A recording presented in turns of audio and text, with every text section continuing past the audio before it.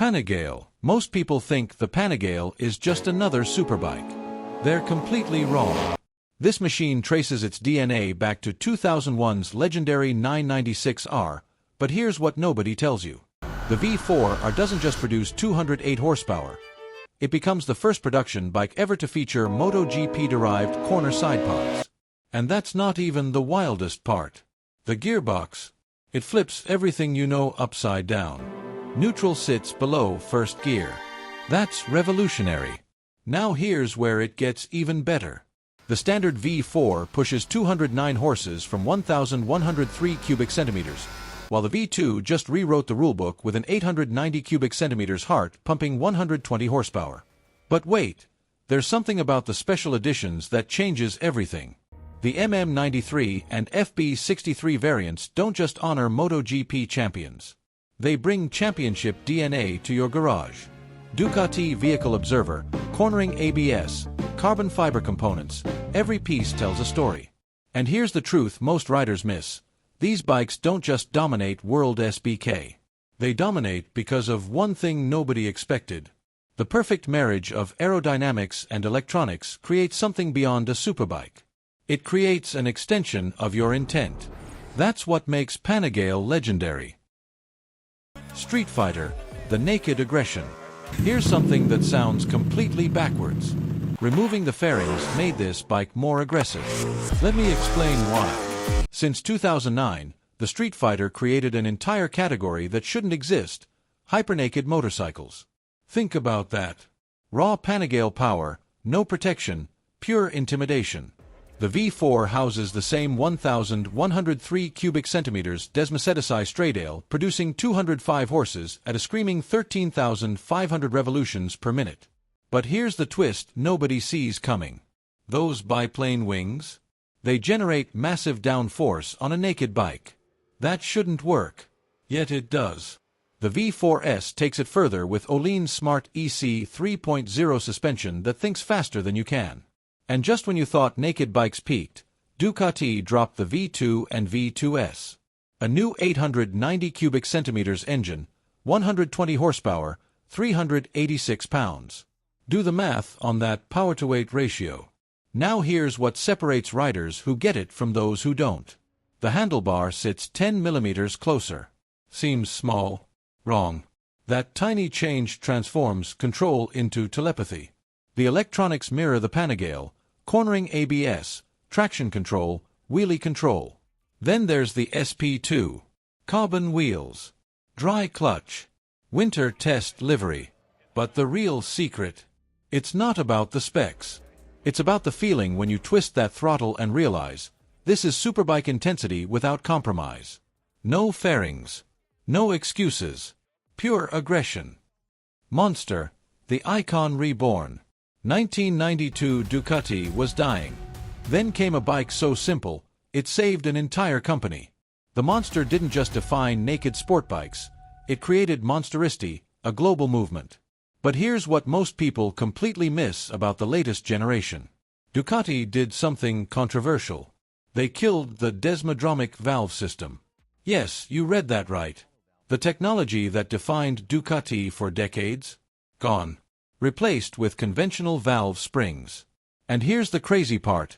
It works brilliantly. Service intervals jump to 28,000 miles. The new 890 cubic centimeters V2 with intake variable timing produces 111 horsepower while losing 9 pounds. But wait. Get this. Just 386 pounds without fuel. The lightest 4-valve monster ever built. Now here's where design becomes genius. Look at the side panels. See those textured surfaces? They're not decoration.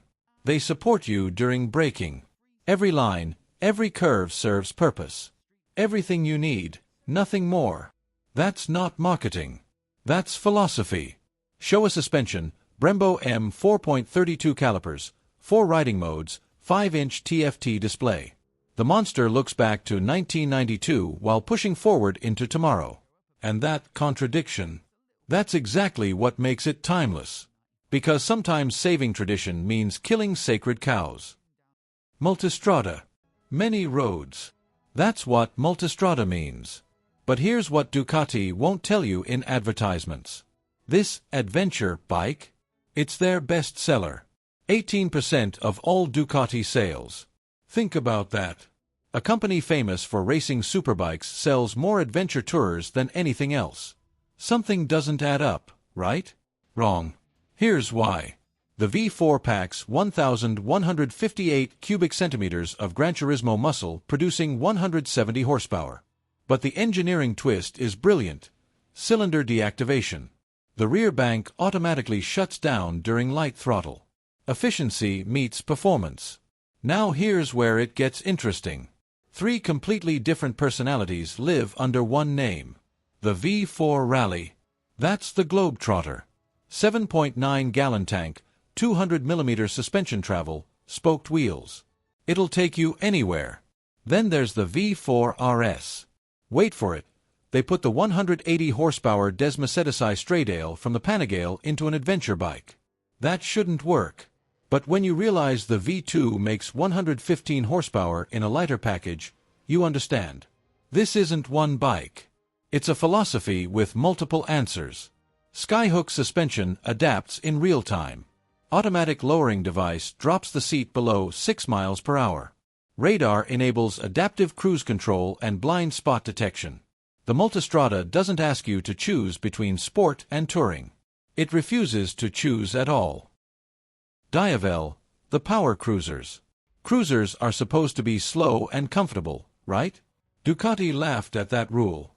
Then they built something that breaks physics. The Diavel V4 RS accelerates to 60 miles per hour in 2.43 seconds. Read that again. 2.43 seconds. That makes it the fastest accelerating Ducati ever built. Not a superbike. A cruiser. The 1,103 cubic centimeters Desmacedesi Straydale pumping 182 horsepower through carbon fiber wheels, Öhlins Smart EC 3.0 suspension, and Brembo Stylema brakes. But here's the contradiction that makes this work. It weighs 485 pounds. That's lighter than most sport tourers. The standard Diavel V4 gives you 168 horses at 492 pounds. Still ridiculous. Still a cruiser. Then there's the X-Diavel V4. Same 168 horsepower engine, but now you're sitting low with forward controls. Comfort meets violence. Both feature cornering ABS, traction control, wheelie control. That single-sided swing arm isn't just pretty, it's art displaying engineering. LED lighting, premium finishes, Italian design excellence. And that Diavel for Bentley? That's when two legendary brands realize they speak the same language, uncompromising performance wrapped in luxury. Here's what traditional cruiser makers don't understand. You don't have to choose between style and speed. Ducati proved you can have both. And dominate both. Deserts, the adventure explorers. Paris-Dakar. Those 2 words changed everything. Ducati's racing heritage wasn't just superbikes, they conquered deserts. Now here's what makes the Desert X different from every adventure bike you've seen. This isn't an adapted street bike. The 937 cubic centimeters Testastretta 11 degrees pushing 110 horsepower with massive torque was designed for dirt. That changes everything. The Rally variant. Longer travel suspension, spoked wheels, larger fuel capacity.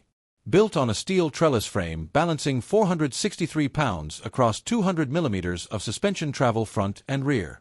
But here's the detail everyone misses. 21-inch front, 18-inch rear wheels with knobby tires. Those aren't compromise sizes. Those are proper dirt bike dimensions. 6 riding modes including dedicated enduro and rally settings. Cornering ABS with off-road modes. Traction control that understands loose surfaces. Wheelie control that lets you play. And here's the beautiful part. Cruise control for highway stretches between adventures. The fuel-injected engine starts reliably anywhere. The steel frame takes abuse and asks for more. Standard Desert X, Rally, Discovery. Each variant tells you, pick your adventure level. This isn't a street bike pretending to be adventurous. This is Ducati's performance DNA genuinely translated to go-anywhere capability. And that authenticity, that's what separates exploring from posing. Hypermotored, the Supermoto Masters. Fun. That's a dangerous word in motorcycle engineering, because defining fun gets complicated fast. Ducati didn't complicate it. They made the hypermotored, and here's the genius behind it. The V2 and V2 SP pack 890 cubic centimeters, producing 120 horsepower in just 390 pounds. Stop and calculate that power-to-weight ratio. Now imagine what that feels like when you twist the throttle. Urban assault. Mountain carving. Track days. It doesn't care where you point it. The V2 SP adds Öhlins suspension, lightweight wheels, single-seat configuration. Track day credentials. But then Ducati did something completely unexpected.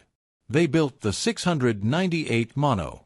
A single-cylinder 659 cubic centimeters Super Quattro Mono, producing 77.5 horsepower in 333 pounds. Wait, a single cylinder?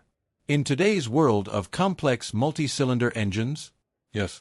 And it's brilliant. Because sometimes distinctive character beats raw numbers. The Mono RVE adds premium components. But here's what matters.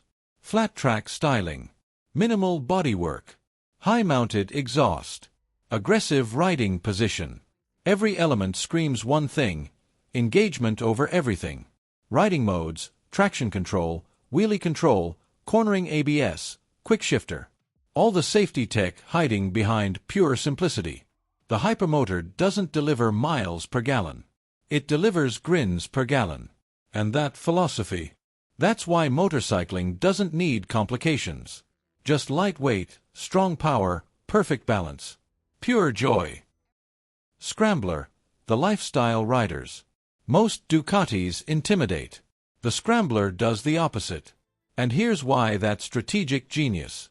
This sub-brand emphasizes freedom, self-expression, individuality. The proven 803 cubic centimeters air-cooled L-twin makes 73 horsepower. Not impressive on paper, right? Completely wrong. Because the Scrambler prioritizes character over numbers. And character creates communities. The Night Shift in emerald green. The Icon Dark, full throttle, 10 degrees Anniversario Rizoma edition. Each expressing different moods, different personalities. Classic spoke wheels, high-mounted exhaust, flat bench seat, minimalist bodywork. Retro aesthetics meet modern technology. LED lighting, digital instruments, ABS, traction control. Safety hiding behind style. Now here's the brilliant part. 31.1-inch seat height. 410-pound weight. New riders feel confident. Experienced riders feel liberated. Both get something most bikes can't deliver: accessibility without compromise. Extensive accessory catalogs transform these bikes into personal statements. Adventure touring packages. Cafe racer kits. Your imagination becomes the limit. The Scrambler community doesn't just ride together. They customize together, share together, live together. This isn't Ducati's fastest bike. It's Ducati's most social bike. And in a world obsessed with performance numbers, the Scrambler proves something more important. Motorcycling is about connection. Connection to your bike, your community, yourself. Off-road, the Dirt Masters. Ducati making motocross bikes sounds wrong. Italian engineering, famous for superbikes and desmodromic valves, competing against Japanese dirt bike dominance? That's madness. But here's what makes it brilliant madness. The Desmo 450 MX brings that revolutionary desmodromic valve system to motocross. Single overhead cam. 449 cubic centimeters single cylinder. 63.5 horsepower. But the power isn't the story. The story is what desmodromic valves do that conventional valves can't. They eliminate valve float. Reduce friction. Enable higher RPM. More aggressive cam profiles. The Desmo 450 MX weighs 231 pounds. The MX factory drops to 229 with premium suspension and race-ready setup. Both feature something you rarely see on motocross bikes: electric start, fuel injection, hydraulic clutch, advanced electronics.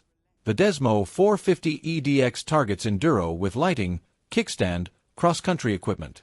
And Ducati's already previewing the Desmo 450 EDS and Desmo 250 MX. This isn't a one-bike experiment. This is Ducati saying, we're here to stay. Aluminum frame maintains rigidity while managing weight. But here's what really matters. This represents Ducati refusing to stay in their lane. Street bikes. Mastered. Racing. Dominated. Now dirt. Why? Because Italian innovation and determination don't respect categories. They respect challenges. And challenging Japanese dirt bike manufacturers? That's exactly the kind of impossible challenge Ducati loves. Because they've done impossible before. Heritage, the classic reimagined. 1972 Imola 200. A Ducati 750 Imola wins. That victory launched Ducati's superbike dynasty. Now, decades later, Ducati looks back at that moment. But here's where most retro bikes fail. They look backward and stay there. The Formula 73 looks backward while pushing forward. And that contradiction is genius. The 659 cubic centimeters Super Quattro mono single cylinder makes 73 horsepower. 403 pounds. Classic round headlight, traditional tank shape, racing stripes, minimalist bodywork. Everything screams 1970s. Then you notice LED lighting, digital instrumentation, cornering ABS, traction control, riding modes, modern technology hiding beneath classic aesthetics. But here's the brilliant engineering detail. The Formula 73 uses the same chassis and suspension as the hypermotored 698 Mono. That means retro styling with contemporary handling dynamics. Nostalgia without compromise. This bike targets riders who understand something most people miss. Motorcycles tell stories. The Formula 73 doesn't just celebrate 7 decades of racing triumphs. It demonstrates that heritage isn't about living in the past. Heritage is about honoring the past while creating the future. Limited production. Exclusive finishes. Enhanced collectability. But the real value. Emotional connection. Because sometimes the best way forward is remembering why you fell in love with motorcycles in the first place. The Formula 73 reminds you. Then it makes you fall in love all over again.